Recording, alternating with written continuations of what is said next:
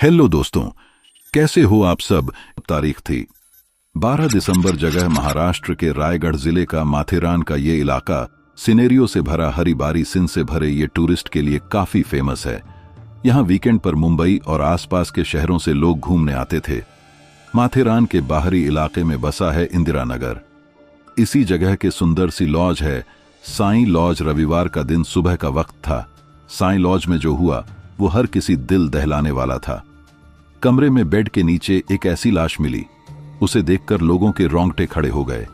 वो सिर कटी लाश थी, चारों तरफ खून फैला हुआ था। शरीर पर कपड़े का एक टुकड़ा भी नहीं था, लेकिन उस धड़ को देखकर समझ आ गया कि ये किसी लड़की की लाश है। लेकिन ये किसी को भी पता नहीं था कि कौन है और लाश किसकी है और किसने मारा और क्यों मारा। वो लड़की कौन थी? उसका सिर कटा हुआ था। पहचान के लिए उसके शरीर पर कोई कपड़े भी नहीं थे।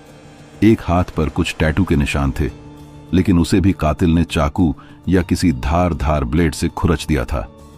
मिटने की कोशिश की गई थी। ऐसे में तमाम सवाल खड़े हो रहे थे, लेकिन एक भी जवाब नहीं था।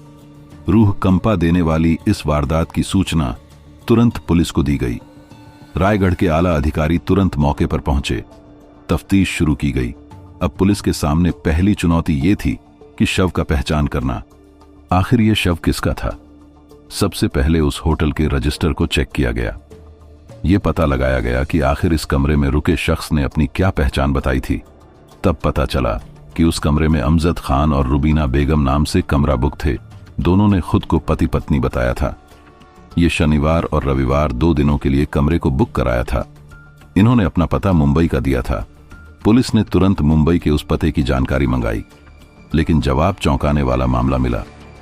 उस पते पर इन नामों का कोई शख्स नहीं रहता था, यानी लॉज में दी गई जानकारी पूरी तरह से फर्जी निकली। अब सवाल था कि आखिर जिस लड़की का शव मिला है उसका ना सिर है और ना ही कोई कपड़े। आखिर पहचान करें तो कैसे करें? इसलिए पुलिस ने सीसीटीवी कैमरों की जांच शुरू की। सीसीटीवी फुटेज से दोनों के बारे में कुछ जानकारी मिली। जिस दिन दोनों होटल में रुकने आए थे, उस दिन के फुटेज में एक जगह मास्क लगाए लड़की दिखती है।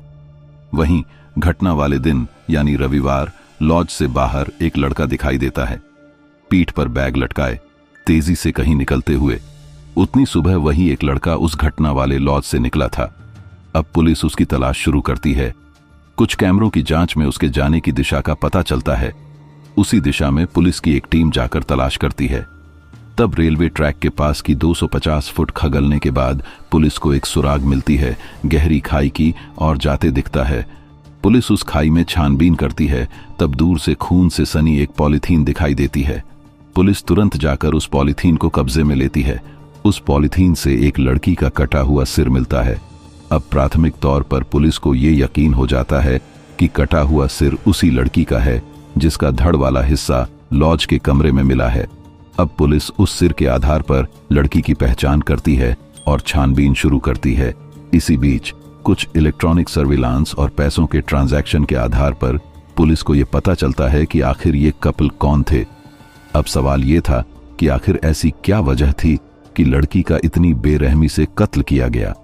हत्या के बाद बेहद ही शातिराना तरीके से उसके शव के 2 टुकड़े किए गए और फिर शव के दोनों टुकड़े को अलग अलग जगह ठिकाने लगाया गया।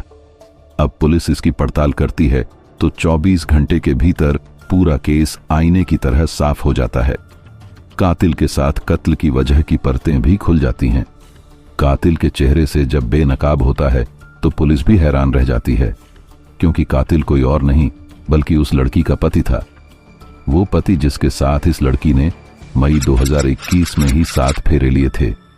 7 जन्मों तक साथ रहने की कसमें खाई थीं, लेकिन 7 जन्म तो क्या 7 महीने भी पूरे नहीं हुए और पति ने अपने हाथों से उसी के खून से रंग लिए जिसकी हाथों में उसके नाम की मेहंदी सजी थी। इस खौफनाक कत्ल को अंजाम देने वाले पति का नाम राम सिलोचन पाल है। 30 वर्षीय ये शख्स पेशे से सॉफ्टवेयर इंजीनियर है। वो बेलापुर की एक IT फर्म में कार्यरत है और वहीं के ही न्यू पनवेल इलाके का रहने वाला है। जिस लड़की की उसने हत्या की उसका नाम पूनम पाल था। 27 साल की पूनम नर्स थी। वो गोरेगांव की एक हॉस्पिटल में काम करती थी। पूनम का परिवार मलाड में रहते हैं। आरोपी और लड़की दोनों के परिवार वाले मूल रूप से उत्तर प्रदेश के संत रविदास नगर के निवासी हैं।